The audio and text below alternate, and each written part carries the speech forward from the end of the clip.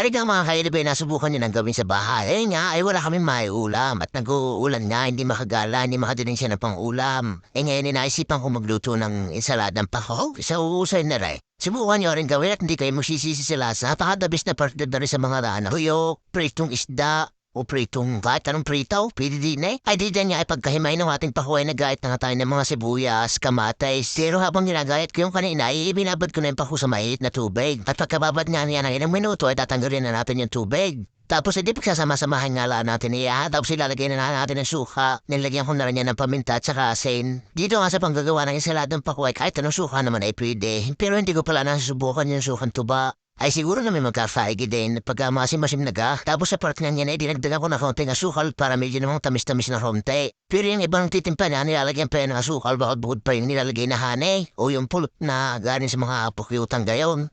Tapos ay halo-haluin lang natin yan ay talagang husay na. Pag rin natikman yung mga kailog ay talagang baka makalimutan niyo na yung mga asawa. This I promise you mga kailog. Pag ako lang talaga nagtitimplan niya, talagang dinadamihan ko ang sibuyas. At talagang paborito ko rin naman ang sibuyas. Eh talagang pampaano daw yan eh. Basta yun, pampaano. Tapos ay papatneran mo nga ng pritong isda o kaya pritong karne. O kaya yung mga daing na yan ay talagang, parang... Ay subukan yung mga kailog na gawin na talaga namang hindi ako mapahiya sa inyo kung ganito kasarap. At ating titigman niya kung masarap. Itong si Kataba.